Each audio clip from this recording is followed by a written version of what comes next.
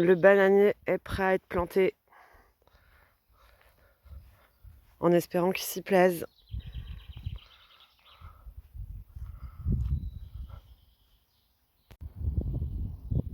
Et voilà ce que ça donne plusieurs semaines plus tard. Il fait une nouvelle feuille, donc c'est très bon signe pour le bananier. Après, c'est normal qu'il laisse tomber les autres, hein. Au bout d'un moment, on est le 11 juillet, donc ça fait déjà quelques jours qu'on l'a planté. Et dans la suite de la vidéo, vous verrez les jours d'avant.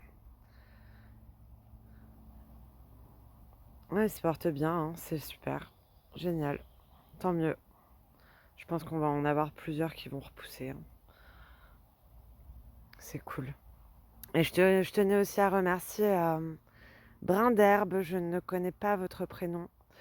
Alors, on peut se vous voyez, se tutoyer, il n'y a pas de souci, hein, pour le tutoiement. Merci d'avoir pris des nouvelles parce que, ouais, c'était compliqué là. Une petite surinfection. J'ai dû avoir la grippe ou autre chose, en fait, un autre virus. Et j'ai mal soigné. Ça s'est surinfecté et du coup, j'ai un peu douillé jusqu'à maintenant, mais ça va mieux. Après plusieurs jours d'antibiotiques. Donc voilà, je vais vous laisser sur la vidéo. Et puis comme j'ai du retard, je vais vous mettre 2-3 vidéos, non peut-être 2 vidéos cette semaine. Et puis comme ça, la semaine prochaine, vous aurez le tour du potager. Et vous verrez comment tous les plants ont bien grandi. Et je tiens aussi à remercier tous les abonnés, à tous ceux qui me suivent. Ça m'encourage à continuer de vous partager mon potager et puis le reste, hein. Donc merci beaucoup.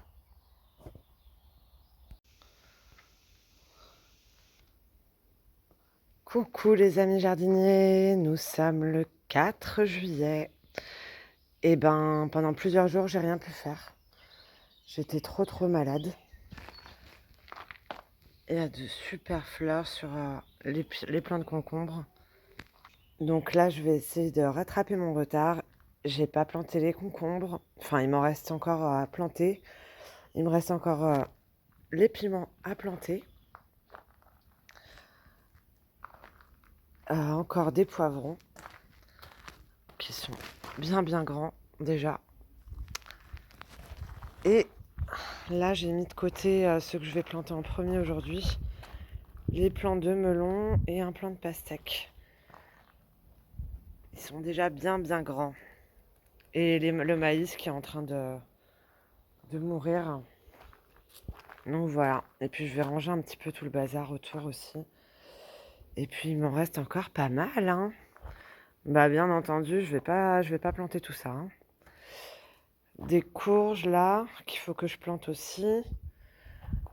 Par contre, il y a les plants de gombo. Je vous avais pas montré les plants de gombo parce que je les avais mis dans l'autre comble. Et j'en ai eu 3 ou 4. Je sais plus. 4. Non, 3. 3 parce que je sais plus.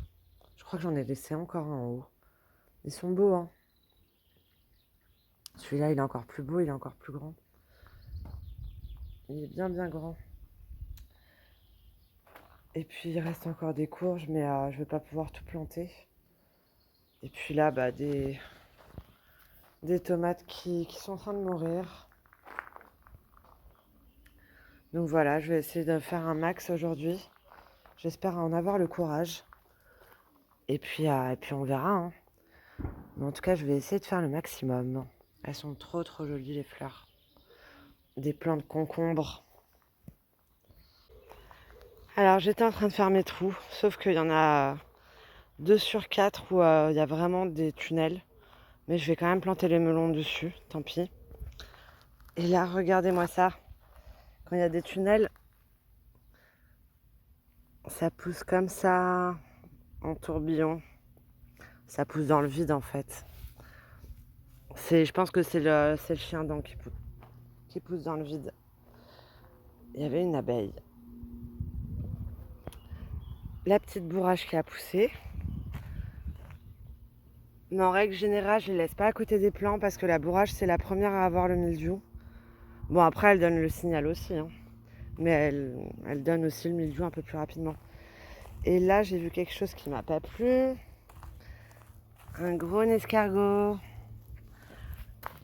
Je vais le retirer parce que sinon, il va tout me manger.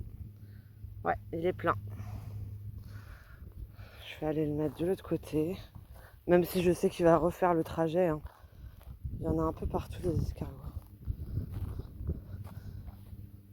Mais comme il fait encore bien humide, bah là ça va être une des premières fois que je vais arroser, que je vais devoir arroser mes plants.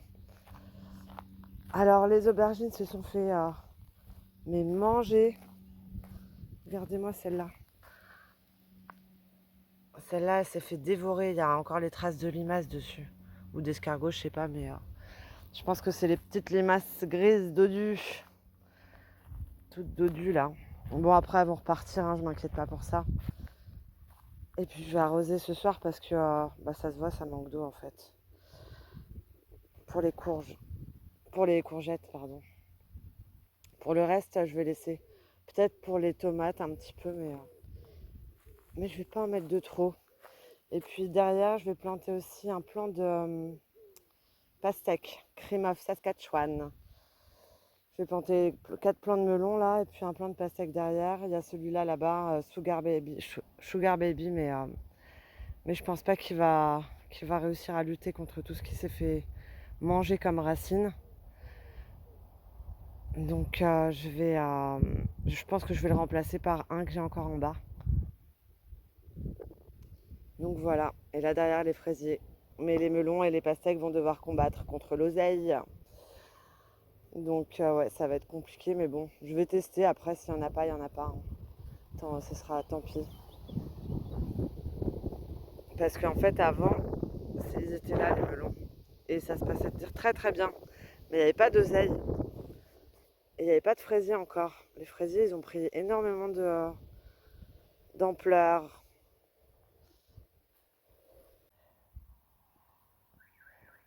Et voilà, les 6 plants. Donc 5 plants de melon et un plant de pastèque au fond. Et ça commence par le melon Charline. C'est les 2 premiers là. Ensuite, j'ai planté un melon vert d'olive. Alors celui-là, j'ai jamais réussi à le faire pousser. Il a toujours été mangé.